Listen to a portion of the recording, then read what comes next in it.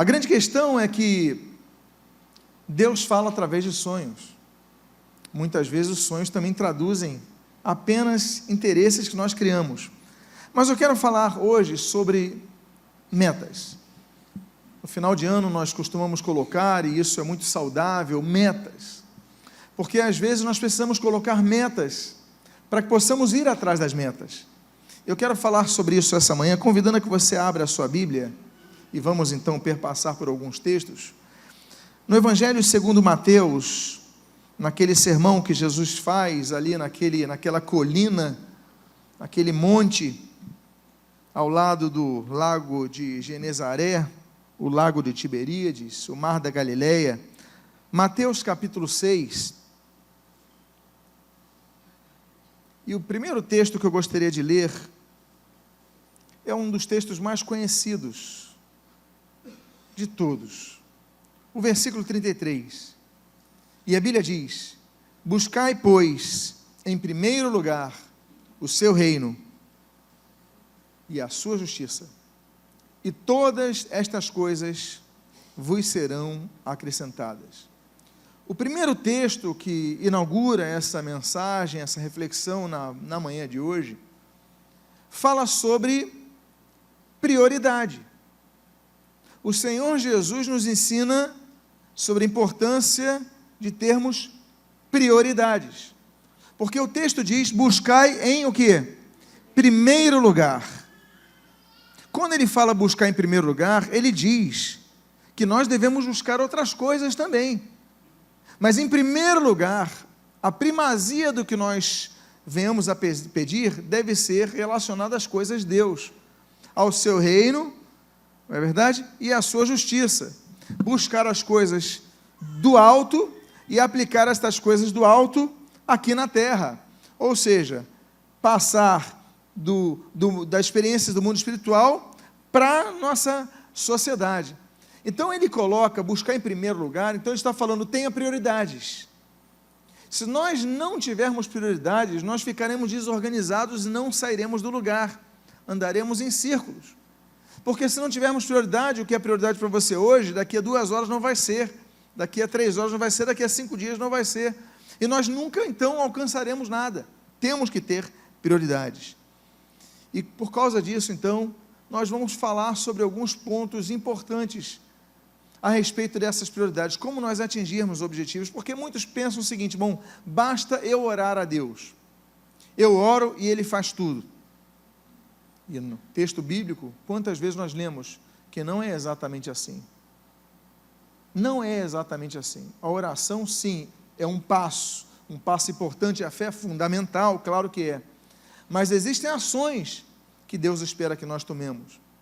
Não basta eu ficar pedindo para Deus um emprego, se eu não sair do meu lugar e for buscar uma entrevista, e se eu não bater na porta de alguém, e se eu não enviar um currículo.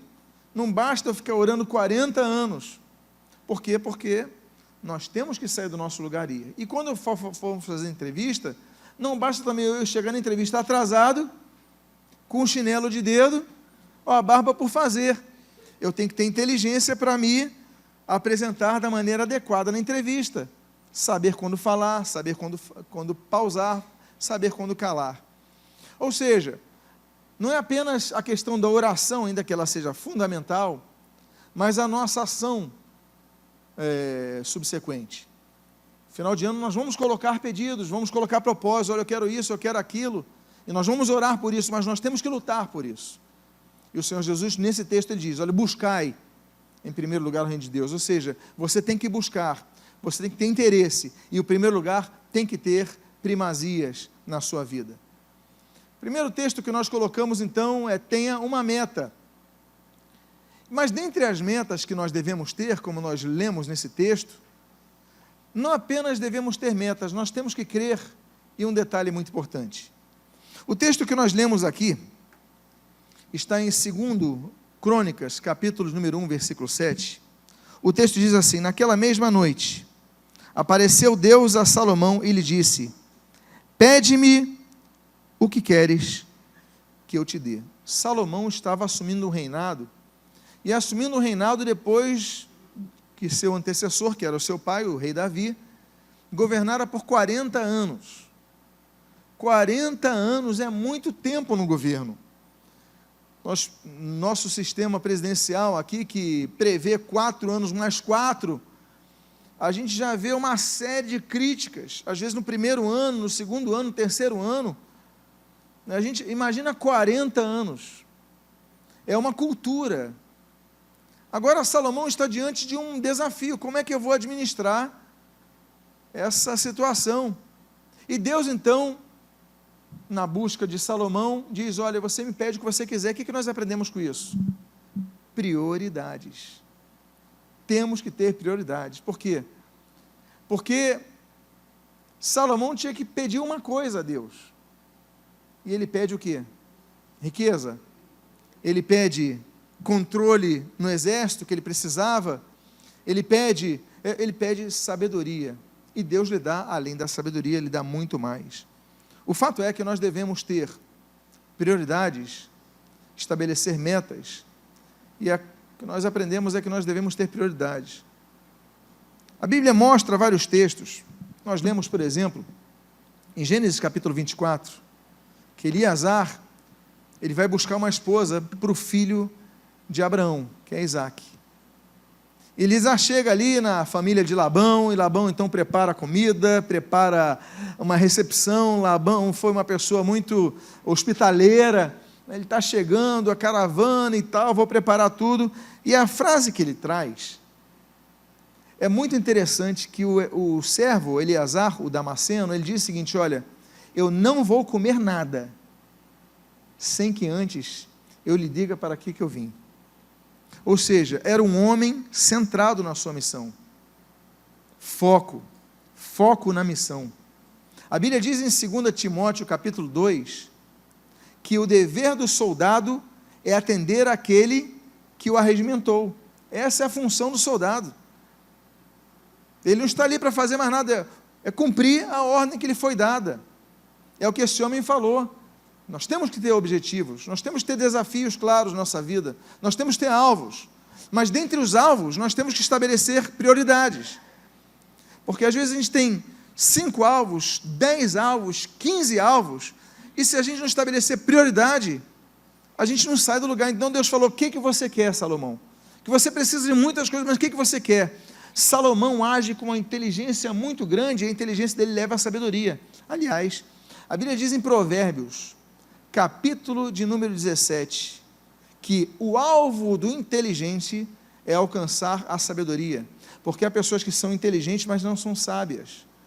Ela tem recursos mentais, recursos intelectuais, recursos culturais, assimilação de conhecimento, mas não sabem tomar a decisão correta. Ou seja, são inteligentes, mas não são sábias. Então nós devemos não apenas agir com inteligência, mas buscar pela inteligência a sabedoria. E aí nós vemos esse caso. Salomão então concatena as suas ideias e fala: Deus, que eu preciso de sabedoria, porque se eu tiver sabedoria, eu vou ter dinheiro para administrar o povo, eu vou ter dinheiro para pagar os funcionários, o exército, para fechar as fronteiras, enfim, eu vou ter recursos, eu vou ter condições de fazer uma boa negociação para o meu povo não passar fome, eu vou ter condições de administrar. E Deus lhe dá muito mais. O fato é que nós temos que ter metas. O Senhor Jesus, a Bíblia diz em Lucas capítulo 9, Jesus ele chega para Pedro, ele chega para João, ele chega para Tiago e fala: olha, vamos até um monte para o quê? Orar.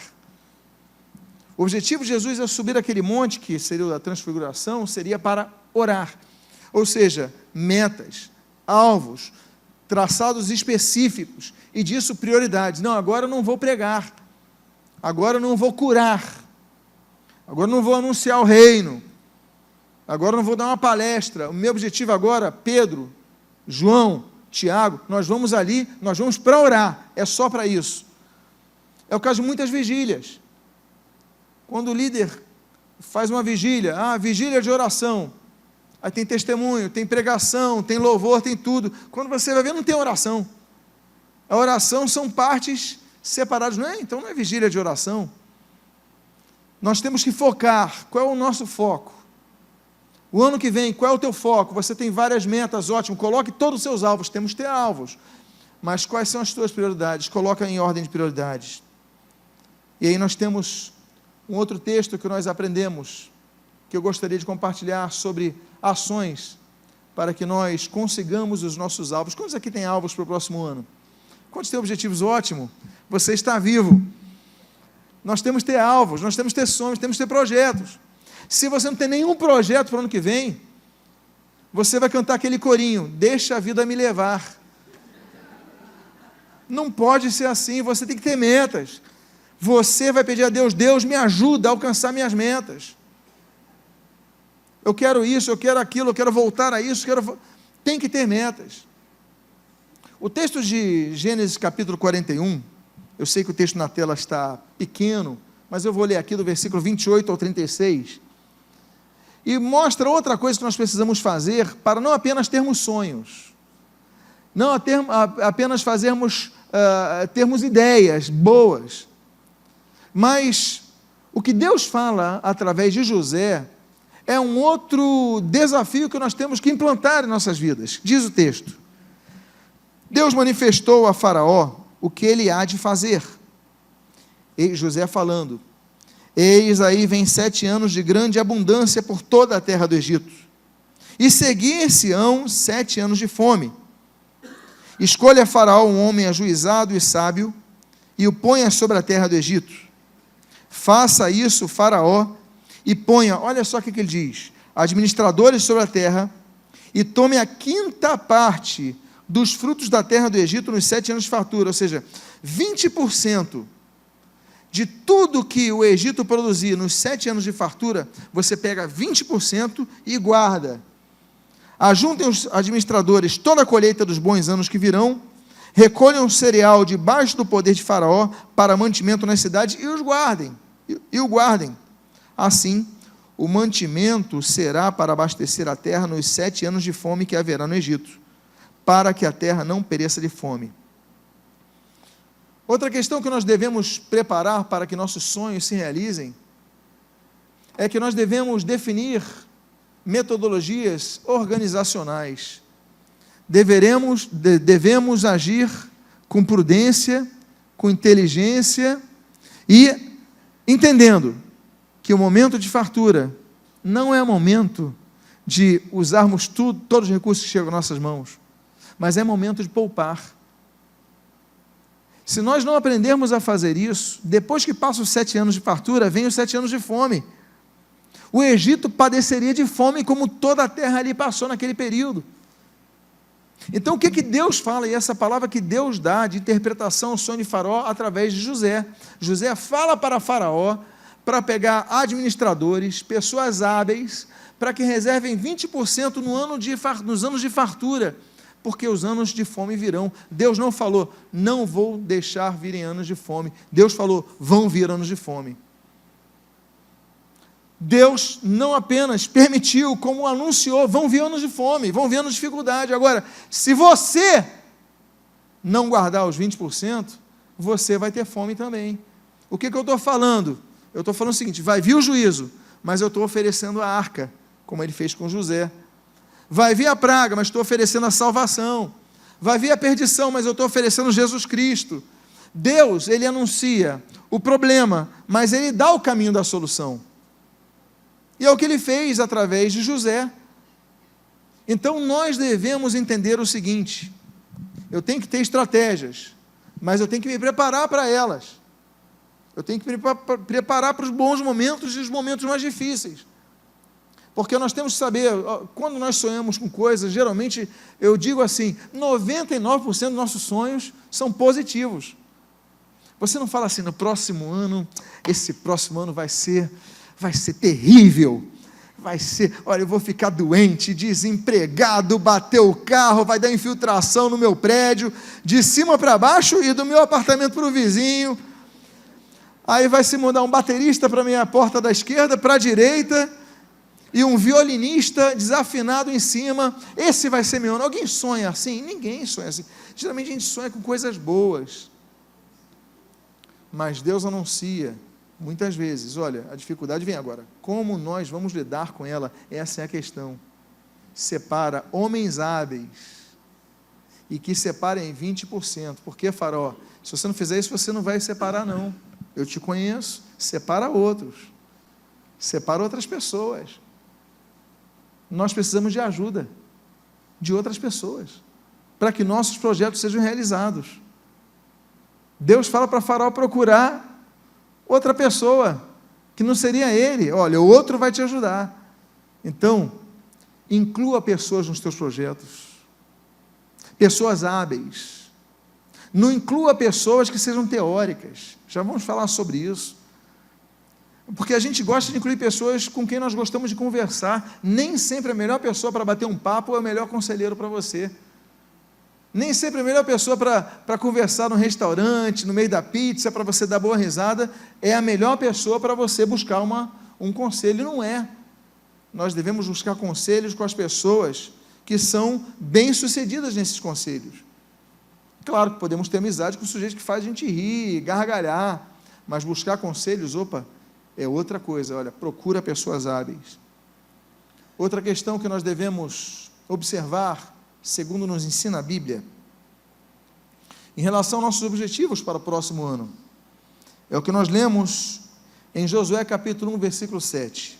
O texto diz assim: tão somente sê forte e muito corajoso, para teres o cuidado de fazer segundo toda a lei que meu servo Moisés te ordenou.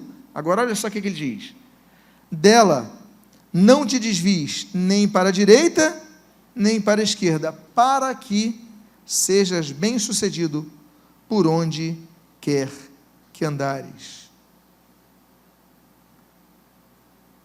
O fracasso, ele começa quando nós desviamos o nosso foco, a nossa atenção. Por quê? Porque às vezes nosso começo é bom, o nosso projeto é bom, o nosso sonho é bom. O problema não está no começar. Quantos aqui já começaram o regime? Quantos aqui já começaram a academia? Quantos aqui já começaram a faculdade?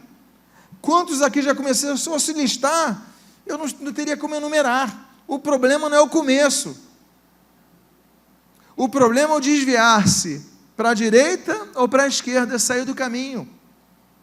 A Bíblia fala muito sobre isso, da direita e da esquerda.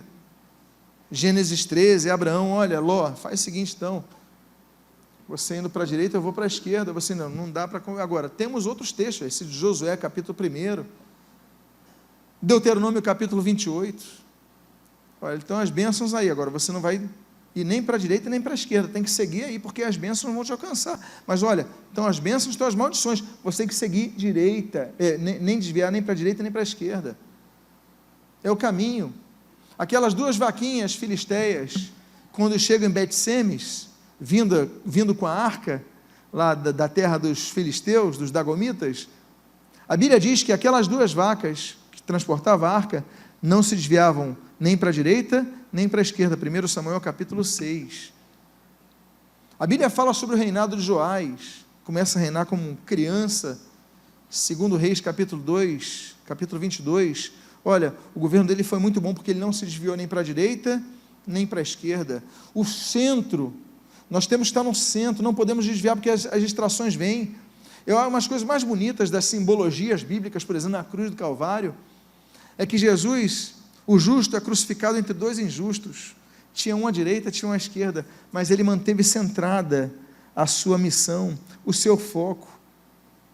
Se possível, passa a mim esse cálice, mas ele permaneceu fiel, mas seja feita a tua vontade, centro, foco. O texto diz, olha, Josué, você está assumindo depois também de um governo muito longo de Moisés, mas olha, guarda o que você aprendeu, e não se desvie nem para a direita nem para a esquerda. Por quê? Porque as distrações vão vir, as tentações vão vir, as novas amizades vão vir, as dúvidas vão vir, as polêmicas vão vir, mas olha, permanece no que eu falei, porque você não vai se desviar delas.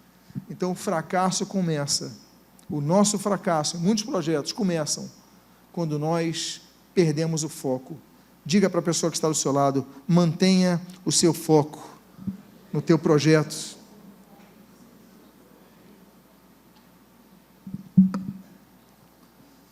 Outro conselho bíblico, que é o quinto que eu gostaria de partilhar nessa manhã, é o que nós lemos em Êxodo capítulo de número 32, versículo de número 2.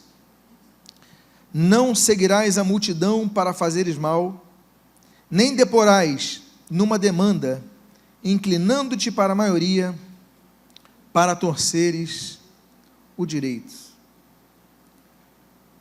O que nós aprendemos no conselho bíblico é que para manter o foco nós não podemos nos distrair, e muitas vezes nos distraímos do nosso foco por causa do que diz a maioria. A maioria começa a dizer, olha, isso acontece. Muitos jovens perdem o foco da fé quando entram numa faculdade, porque a maioria ali não conhece a Cristo, está cheio de teoria, e pronto, é mais fácil do que, pronto, vai colocando na cabeça da pessoa. Aí você vai num trabalho cheio de gente do mundo, falando aquilo, a maioria influencia. Quem já estudou sociologia, já leu Max Weber, o poder que há no grupo sobre o indivíduo. A massa influencia o indivíduo, nós somos influenciáveis, mas a Bíblia diz, olha, não siga a maioria para fazeres o mal. Não é porque a maioria diz que a parede, em vez de ser marrom, é azul, você vai dizer que é azul, não, ela continua marrom. Não é porque a maioria vai dizer que é verdade, não é verdade, que você vai dizer que não é verdade, não, a verdade é verdade. Há conceitos bíblicos claramente absolutos, não são relativizáveis. Não seguirás a maioria, porque o problema é esse, nós às vezes sucumbimos. Você sabia que no boxe, os grandes boxeadores, eles não são conhecidos apenas pela força dos seus socos? Você sabia disso? Os grandes boxeadores, eles não têm apenas um bom soco, eles têm também o bom encaixe do soco, mas fundamentalmente, eles têm que aprender a receber os socos, porque às vezes ele tem um soco potentíssimo, ele sabe encaixar, mas ele não sabe receber, e vai minando, daqui a pouco ele está no chão, porque não aguentou os golpes. Nós vivemos no mundo de onde não somos cidadãos desse mundo, somos cidadãos do reino de Deus. Estamos aqui, a Bíblia diz, como peregrinos numa terra estranha. Estamos no meio de uma sociedade totalmente corrompida. E você liga a televisão hoje, são coisas que ofendem a Deus, atacam a obra. Aí você vai para a TV a cabo, a mesma coisa, você vai para o portal, a mesma coisa, nós somos totalmente atacados diariamente, e ai de nós se dissermos e emitirmos nossa opinião, seremos massacrados, ridicularizados, e tem cristão que não quer ser ridicularizado e cede, não quer, negocia a sua fé, abre a guarda, e daqui a pouco está tombando no chão como tantos outros.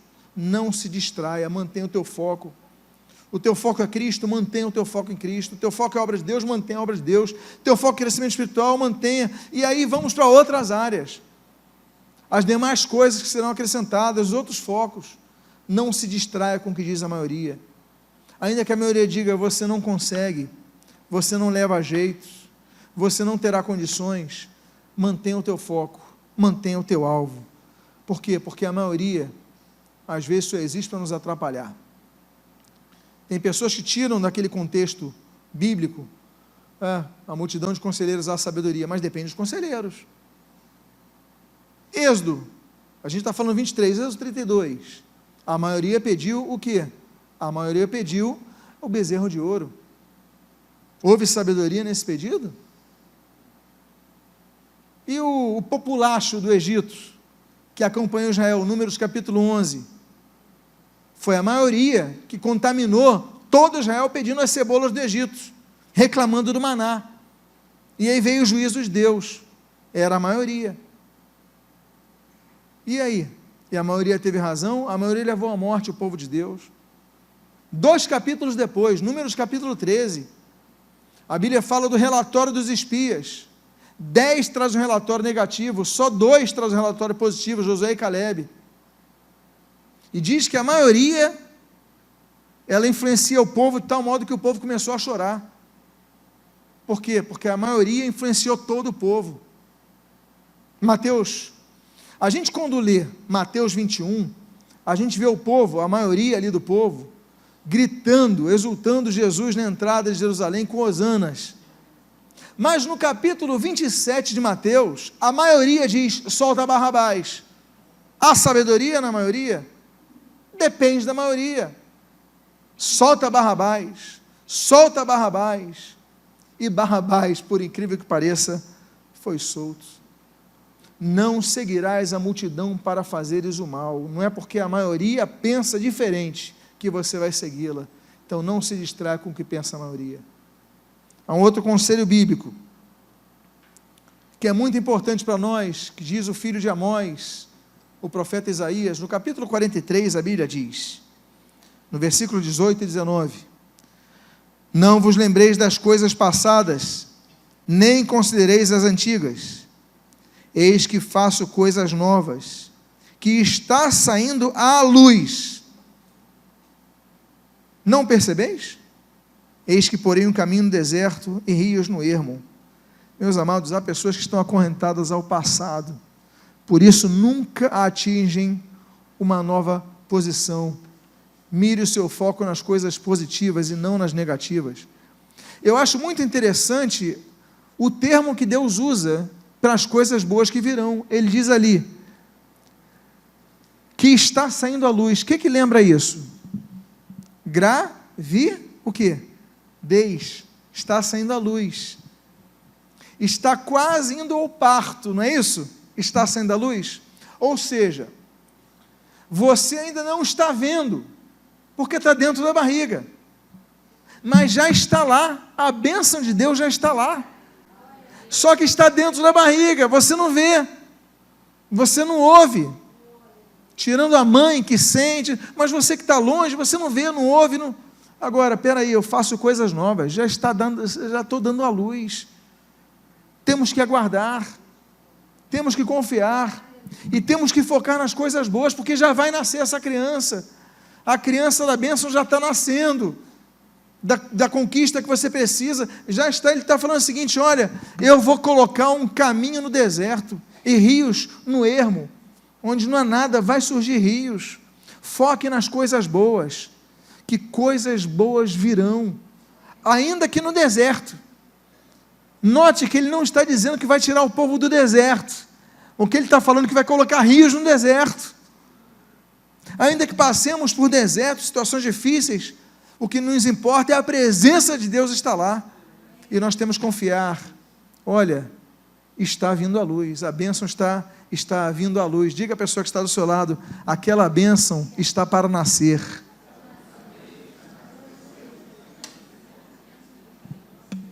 Então faça projetos, peça ao Senhor, mas o texto começa dizendo, qual é a primeira frase? Não vos lembreis das coisas passadas, porque às vezes você faz um projeto e você diz, mas espera aí, eu vou tentar fazer prova da autoescola, mas eu já repeti várias vezes, aí você desanima, você risca da tua lista, você apaga o teu sonho, por quê?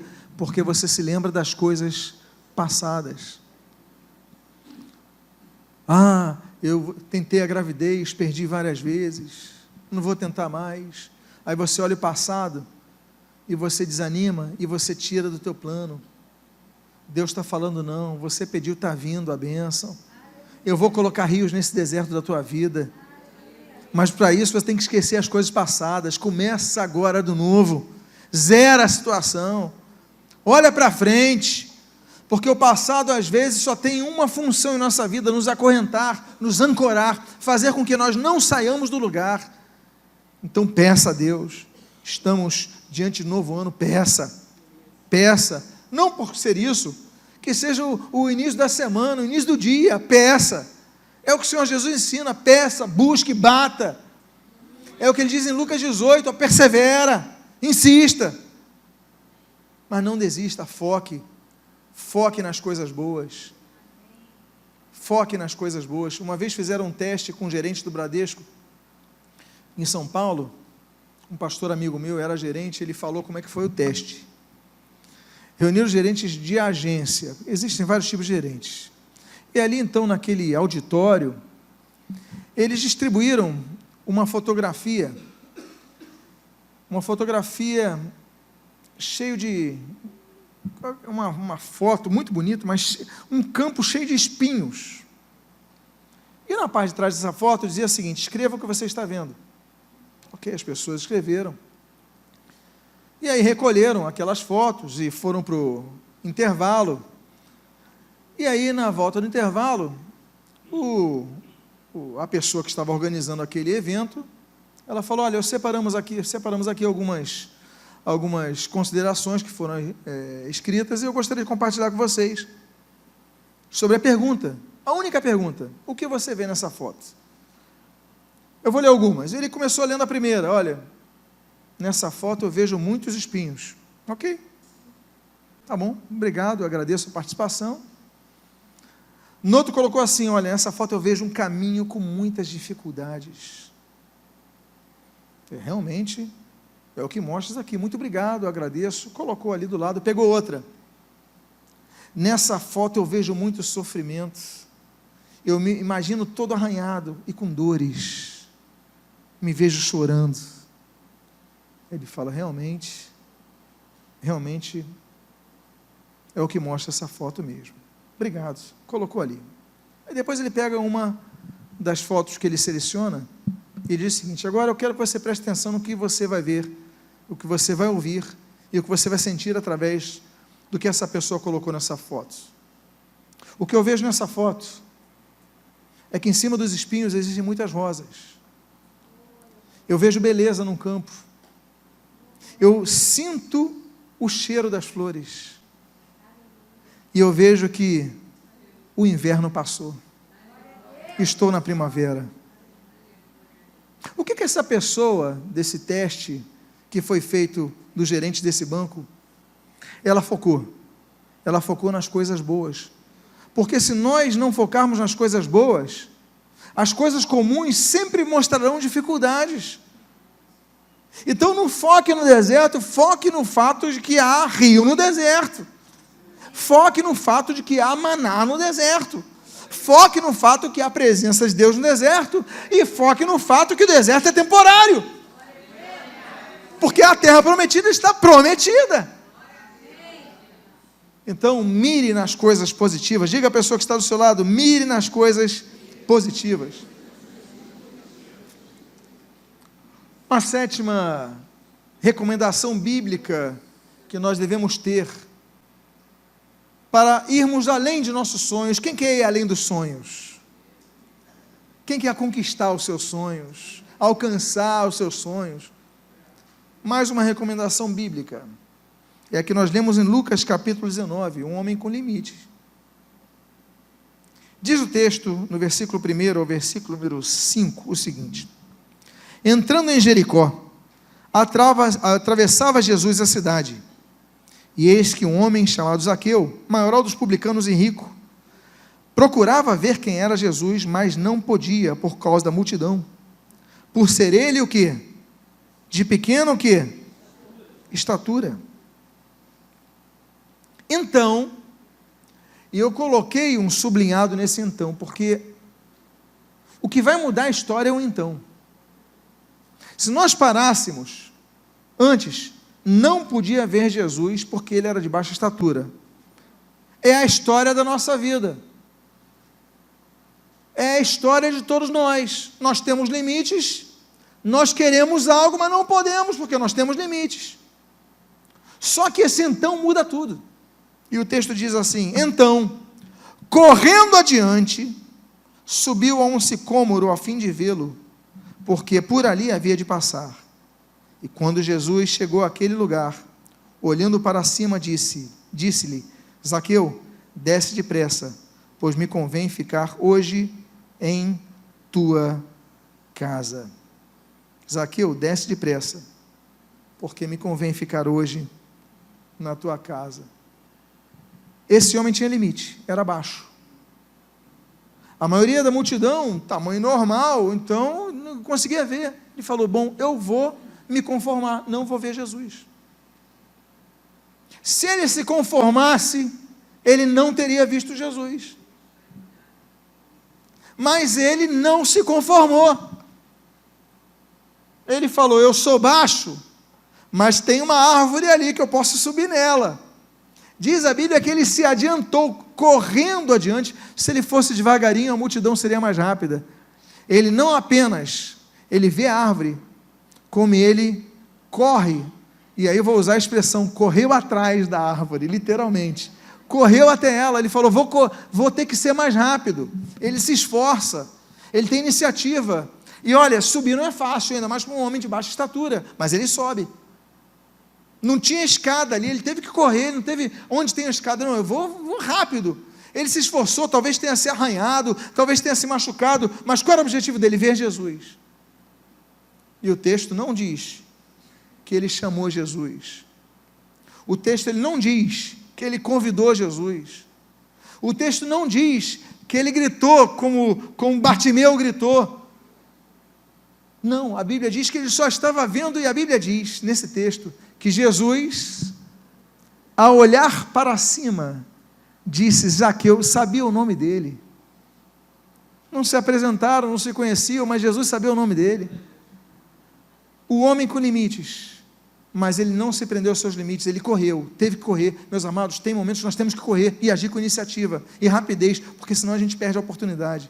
Se ele não corresse, ele talvez tivesse subido com calma, procurando uma escada, Jesus já tinha passado por Jericó, mas ele correu, ele subiu, e Jesus viu tudo o que ele fez, e falou, eu quero ir para a tua casa, que olha que privilégio, meus irmãos, Jesus, eu quero ficar na tua casa, meu Deus.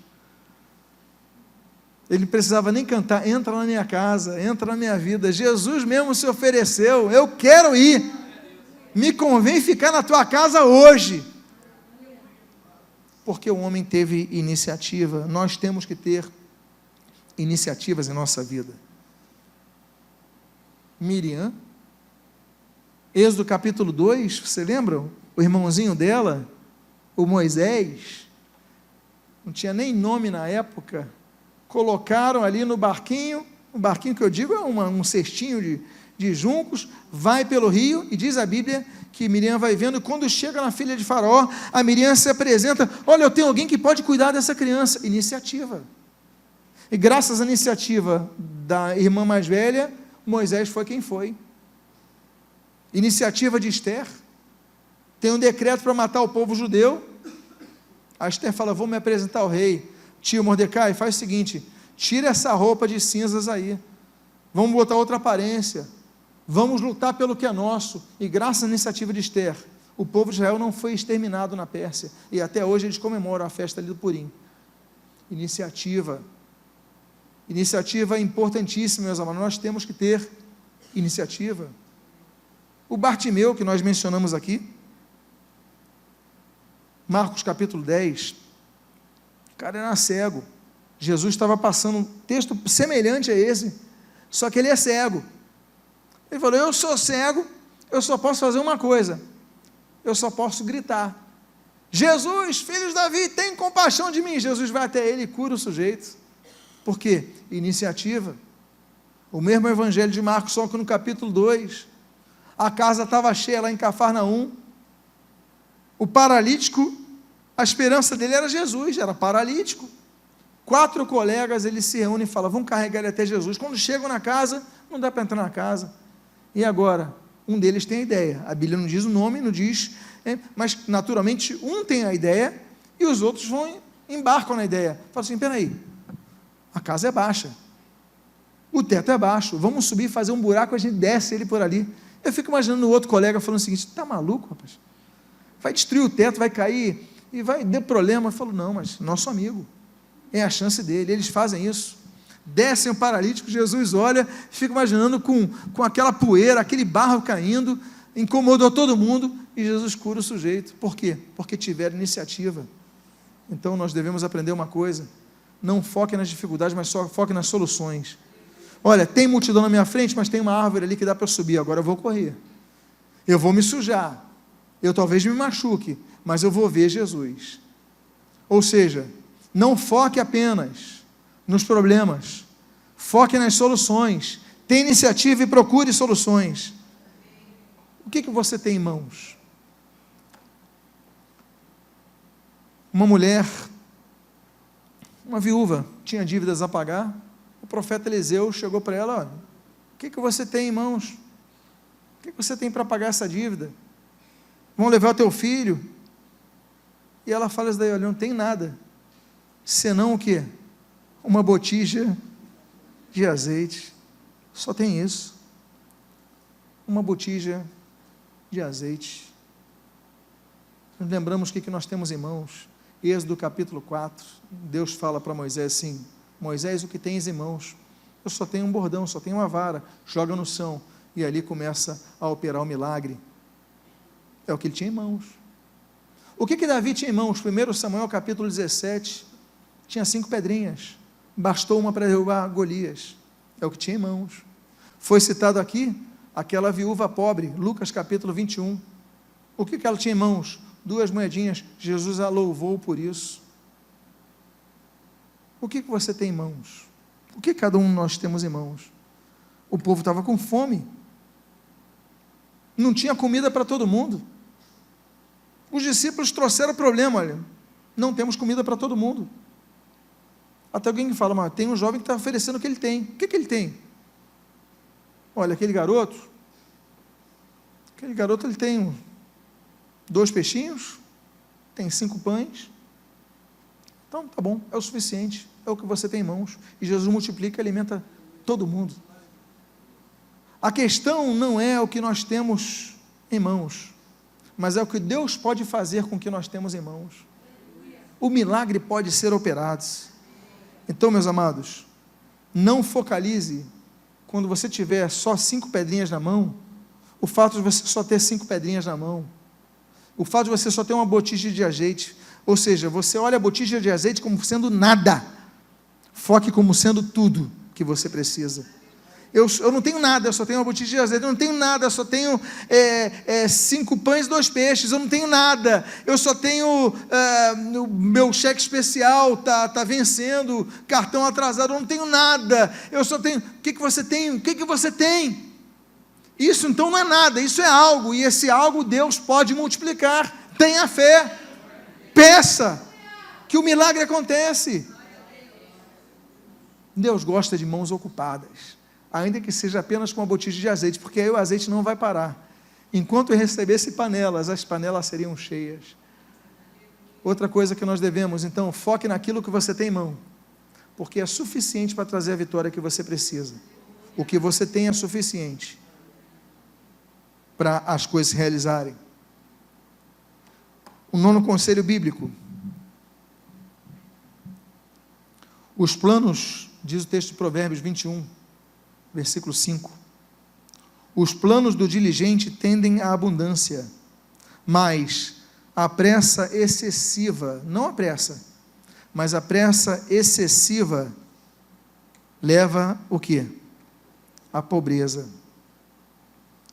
Olha, o tempo não resolve tudo, não resolve. O tempo não resolve pagamento de dívida, só aumenta. O tempo não cura a saúde física. Então, tem que se tratar. Se não se tratar, o tempo não vai resolver. Não vai. O tempo não vai tornar pessoas estéreis e infrutíferas. Não vai. O que nós precisamos é ter planos diligentes. Temos que fazer projetos, e temos que fazer projetos com inteligência e sermos diligentes nele. Mas uma coisa é certa: não adianta fazermos projetos se administrarmos mal as coisas. Quantos conseguiram? Vamos então para o exemplo financeiro. Uma vida bem-sucedida. E foram se enredando nas suas cobiças, querem mais, querem mais, querem mais, querem mais, não administraram bem e perderam tudo. São vários exemplos que nós temos. Pessoas que alcançaram um patamar que trazia uma grande estabilidade e perderam tudo. porque administraram mal. Então, o plano do diligente, e aí você trabalha com diligência, com perseverança, com equilíbrio, olhando para frente, com prudência, passo a passo, você vai alcançando suas metas. Agora, tem coisas que nós queremos apressar o passo. E quando nós apressamos o que não podemos apressar, nós devemos agir com pressa, devemos, mas não com pressa excessiva, é o que diz o texto. Ou seja, não podemos nos acomodar, temos que tomar decisões, temos que agir, temos que projetar, temos que ser diligentes, perseverantes, mas temos que administrar bem, porque não vou fazer isso. Eu lembro até hoje trabalhando com meu pai, uma vez nós passamos por havia uma grande empresa de farmácias no Rio de Janeiro, e tinha um prédio os mais antigos vão lembrar, de uma companhia de leite chamada CCPL. Quantos lembram disso? A CCPL faliu, tinha um prédio enorme lá em Benfica, próximo ao Jacarezinho. Aquele prédio está abandonado. E essa empresa decidiu comprar aquele prédio. E nós estávamos passando ali, falamos, mas como é que eles vão comprar esse prédio? Estamos em crise. Eles tinham que reservar o dinheiro para investimentos futuros e não precisam de uma fortuna. É mais fácil comprar um outro terreno, levantar algo novo, do que tentar resgatar isso. Vão se endividar, a empresa é grande, pai. Não, mas não é assim. Dito e feito, daqui a pouco aquela empresa faliu, cheia de dívidas, não existe mais. Porque os olhos foram grandes demais. Nós podemos tudo. Ou seja, porque já eram ricos, já tinham tudo, pensavam que podiam tudo, e aí quebraram. Nós vemos grandes empresas que faliram por causa disso. Se fossem diligentes, prudentes, mas não, como eu já tenho tudo, eu posso fazer o que eu quero. A pressa excessiva, a Bíblia diz, leva à pobreza. Por isso nós devemos sempre entender a questão do tempo. O tempo é importante. Verdade? É que nem, por exemplo, preguiçoso. A Bíblia diz em Provérbios capítulo 11, o preguiçoso nunca terá dinheiro,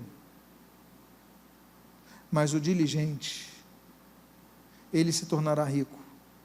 O caminho não é o acesso, o caminho é o foco, você sempre manter o foco, não se desvia nem para a direita nem para a esquerda, mantém o foco, vai trabalhando, vai lutando, corre sim, mas não excessivamente, não vá além de onde seus olhos alcancem, porque estamos diante de um novo ano, vamos fazer projetos, mas qual é o objetivo dos projetos? É que eles permaneçam, que eles frutifiquem, e não que eles terminem, porque você começa algo e termina algo.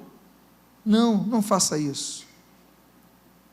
Por isso, eu coloco 2 textos aqui do Salmo 90 e Efésios 5, que falam do tempo. A Bíblia diz, ensina-nos a contar os nossos dias, para que alcancemos coração sábio. E o texto de Efésios 5, 15 a 16 diz, portanto, vede prudentemente como andais, não como necios, e sim como sábios, remindo o tempo, porque os dias são maus.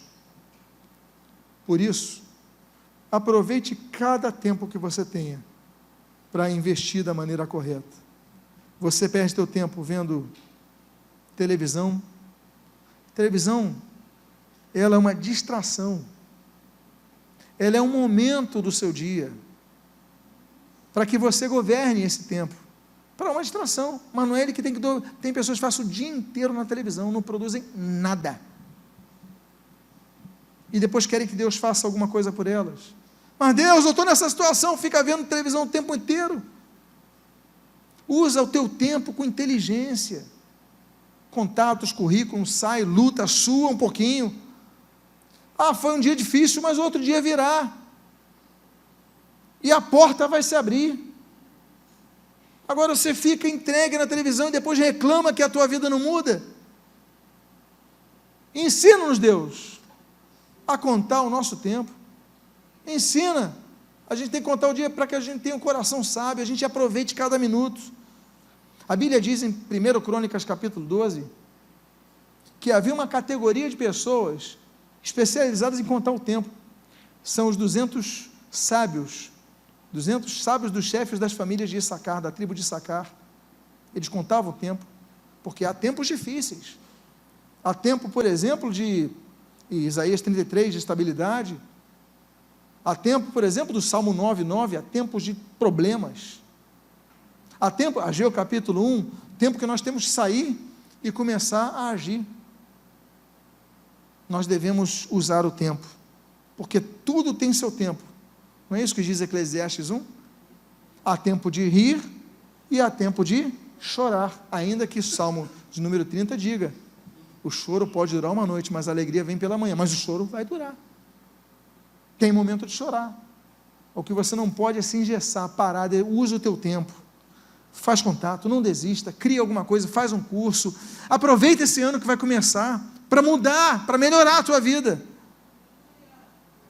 porque nós precisamos agir, não basta sonharmos. Por isso que o título dessa mensagem é Indo Além do Sonho. Não fica no sonho, não fica só no projeto que é o posterior ao sonho, haja, agora foque, porque nesse degrau, nesse escalonamento, sonhar, projetar, agir, ótimo, mas se não focar, você não alcança, e se administrar mal, você perde. Penúltimo versículo que eu gostaria de compartilhar: portai-vos com sabedoria para os que são de fora, aproveitai as oportunidades. Agora, não seja inflexível, porque há coisas que não estão na tua agenda que podem surgir, e você tem que aproveitar a oportunidade. É o que diz a Bíblia, aproveitar as oportunidades. O contexto aí de evangelização, mas nós podemos aplicar essa mensagem a tudo. O Senhor Jesus, olha, os fariseus, saduceus, escribas, eles tinham conhecimento do Antigo Testamento, eles tinham conhecimento da palavra, conhecimento da vinda do Messias. O Messias veio na frente deles, eles não aproveitaram a oportunidade, perderam. As oportunidades vêm e vão, se a gente não agarrar elas, a gente tem que agarrar com as mãos. Quantos aqui, eu não vou pedir para levantar os braços, mas, e eu vou usar um termo assim, se arrependem de não terem agarrado uma oportunidade quando ela passou? Talvez a maioria aqui, uma oportunidade de um bom emprego, uma oportunidade de um contexto que surgiu a você, e você olha, por que eu não fiz isso? Por que eu não agarrei aquela oportunidade? Então, tenha planos, tenha projetos. Agora, aproveite as oportunidades que Deus permitir que passe à tua frente, porque o texto diz, aproveitai as oportunidades. Diga à pessoa que está do seu lado, aproveite as oportunidades. E os últimos textos que eu gostaria de compartilhar nessa manhã, nesse domingo que avança ao epílogo de mais um ano de nossas vidas, ano este que nós temos que dar graças a Deus, porque o Senhor está conosco, apesar das dificuldades. Mas eu encerro dizendo, você tem um projeto para o ano que vem? Então você tem que se aperfeiçoar. O texto diz assim, o ímpio com a boca destrói o próximo, mas os justos são libertados pelo conhecimento. A boca dos retos livra homens. E Provérbios 12:14, cada um se farta de bem, pelo fruto de sua boca. Eu encerro dizendo uma frase de Rick Warren, que ele diz o seguinte, você nunca alcançará o palácio falando como um camponês. O que ele quer dizer com isso? E esse é um ditado antigo. Ele quer dizer que nós temos que nos aperfeiçoar, buscarmos o aperfeiçoamento, para que alcancemos voos maiores. Você tem que se aperfeiçoar. É aquela história que eu já repeti várias vezes aqui. Você vai querer um emprego bom, ok, aí você vai entregar o teu currículo. Qual é o teu currículo? Curso de datilografia. Aí o cara vai ler aquilo, curso de datilografia, desculpe senhor, o que é isso? Quem aqui sabe o que é datilografia? Você já entregou sua idade. A geração que hoje está fazendo as entrevistas, não sabe o que é datilografia. Você coloca lá, curso completo de datilografia. Ou senão você vai colocar no seu currículo o seguinte: habilidades, conhecimento básico de Word, conhecimento básico. Meus irmãos, tem alguém aqui que não tem o conhecimento básico de Word? Qualquer ser que tenha dedos sabe o que é conhecimento básico de Word. Aí você não sabe, você coloca conhecimento básico. Se eu vejo isso, eu falo, essa pessoa daqui, sem condições. Vai colocar isso no currículo. Tem coisa, o Geringer fala, né, que tem coisas que a gente não pode colocar no nosso currículo, ainda que tenham sido boas para a gente, ainda que tenham marcado a nossa vida. Tem coisas que a gente tem que ocultar do currículo, porque depõem contra nós. Então procure se aperfeiçoar, fazer coisas novas, veja o que está acontecendo e se especialize, faça uma pós-graduação, faça um MBA, faça um curso de bitcoins, não sei, procure se aperfeiçoar. Você que tem tempo para isso, invista em conhecimento, porque o seu cérebro, você tem que olhar para ele como se fosse um músculo, se você não botar ele para trabalhar, ele vai atrofiar, vai ganhar banha, vai ficar molenga. Não, tem que botar o teu cérebro como se fosse academia, dá uma descansada e tal, mas depois eu vou botar ele para funcionar, e coloca, e faz, e se aperfeiçoa. Por quê? Porque a boca vai te livrar, o que você fala, o que você demonstra ter, o teu conhecimento, isso vai abrir portas para você. Estamos diante de um novo ano, você vai colocar teus projetos, agora você vai lutar para melhorar, se aperfeiçoar, para ter um currículo melhor, para ter portas maiores podem se abrir através de contatos que você faça. Em vez de ficar vendo Netflix na tua casa, Amazon, Apple TV, qualquer coisa, você investe teu tempo em coisas que vão gerar recursos para a tua vida, e não é apenas recursos financeiros, é estabilidade para a sua vida, crescimento na tua vida, novos voos para a tua vida. E o meu desejo é que no final, daqui a um ano, daqui no meado do mês de dezembro, quando nós estivermos aqui, nós possamos ver: Senhor, muito obrigado, porque há um ano atrás, Tu falaste ao meu coração pela Tua palavra, que não cai por terra, e Senhor, aqui estou testemunhando, que hoje alcancei um voo maior do que eu estava. O meu desejo é que Deus te abençoe, fortaleça a tua vida, e domingo que vem nós vamos continuar dando uma palavra sobre esse assunto, sobre indo além dos sonhos. Vamos ficar de pé, vamos orar ao Senhor, vamos pedir a Deus: Deus, me ajuda, eu tenho que ir além dos sonhos, eu tenho que avançar além dos sonhos, mas me dê sonhos, Pai, me ajuda, desperta. Vamos fazer então uma oração agora. Você que tem desejos a realizar,